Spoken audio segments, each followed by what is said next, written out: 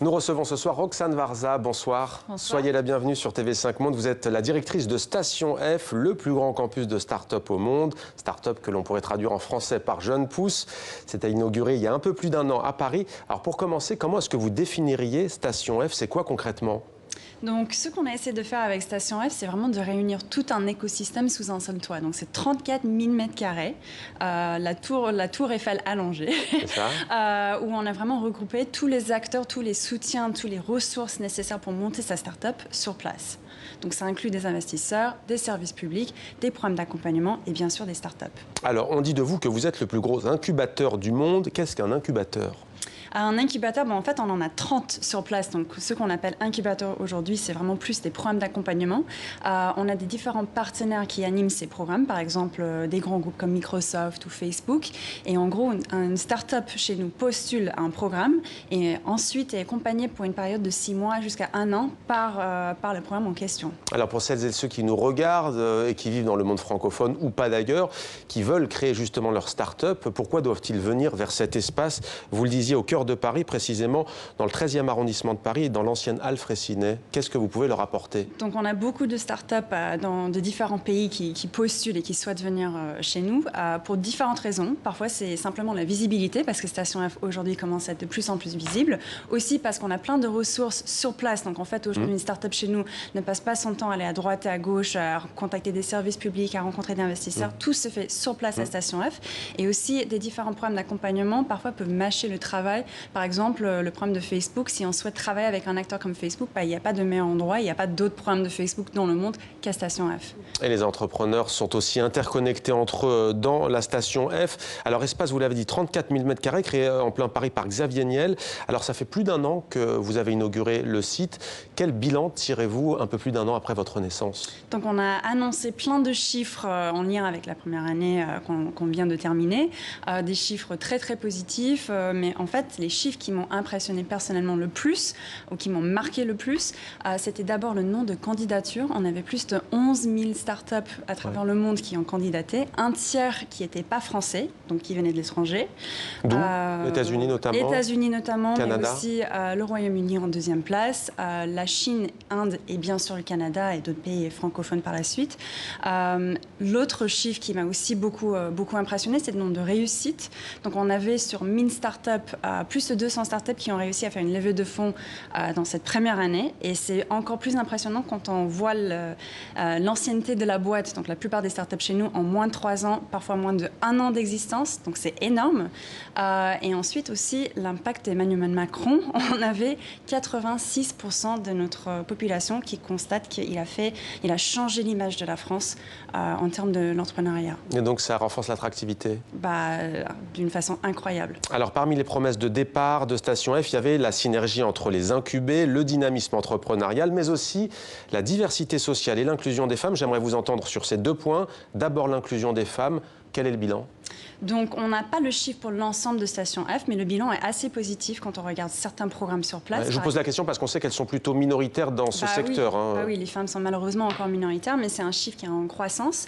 Et à Station F, on avait un programme, le plus grand programme qu'on a sur le campus, qui est le Founders Programme, avec 40% de nos startups fondées par des femmes. Donc, quand on compare avec des chiffres classiques de l'écosystème, c'est autour de 30%. Donc, nous, on avait encore plus. Il y a une dynamique, on est donc au-dessus. La diversité sociale, vous avez notamment à ce sujet le Fighters Programme. En quoi ça consiste? Donc, le Fighters Programme, c'est un programme qu'on a développé pour des entrepreneurs venant des milieux sociaux différents, des entrepreneurs des milieux défavorisés. Donc souvent, c'est des personnes, mais pas que. En fait, on laisse la personne qui s'identifie à ce programme postuler.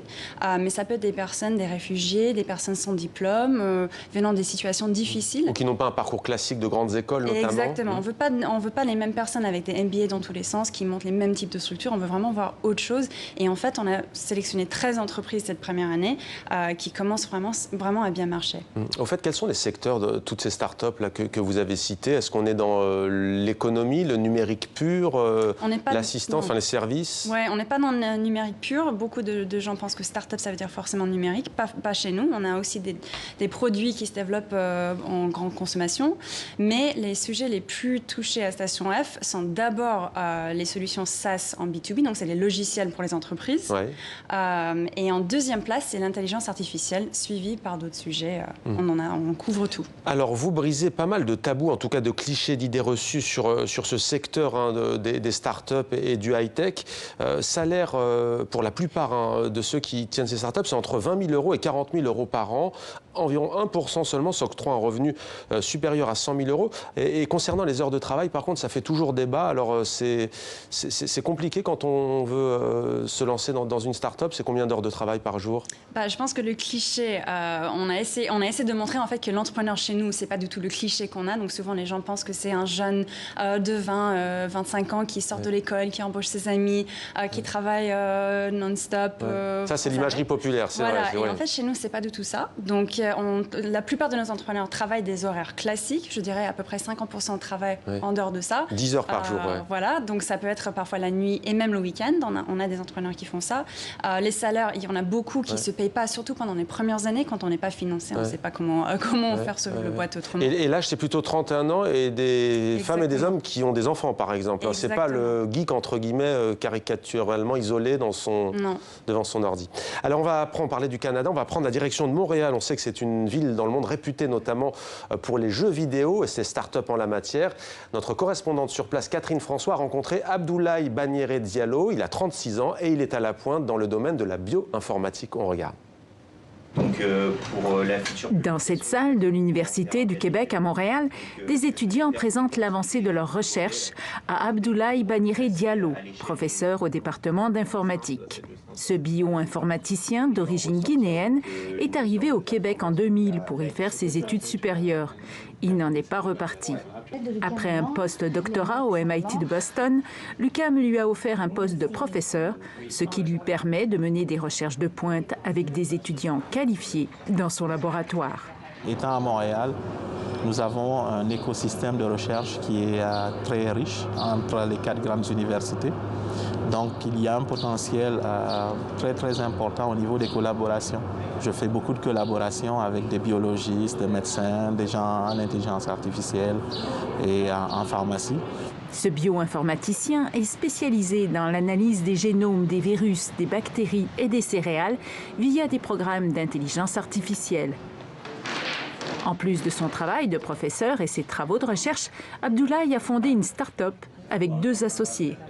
Baptisée MIMS, Mes Machines Intelligentes, l'entreprise compte 14 employés et elle a développé une plateforme qui permet aux chercheurs d'interpréter plus rapidement leurs données génomiques tout en les comparant avec des données similaires dans le monde. Notre compagnie a des clients sur le continent africain déjà, mais bien avant le début de la compagnie, particulièrement, j'ai travaillé sur des projets de recherche avec des collaborateurs dans plusieurs pays africains.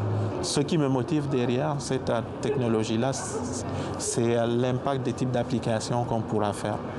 Et surtout, ces impacts-là peuvent être très importants sur le continent africain.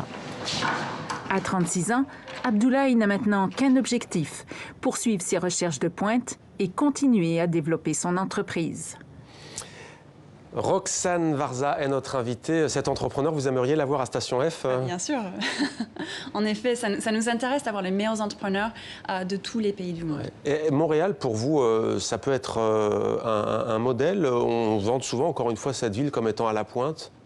Oui, bien sûr. En fait, on s'inspire de plein de différents écosystèmes. Bien sûr, on regarde Montréal, on regarde aussi des endroits un peu plus classiques, entre guillemets, comme la Silicon Valley, New York, Londres, Berlin, mais pas que.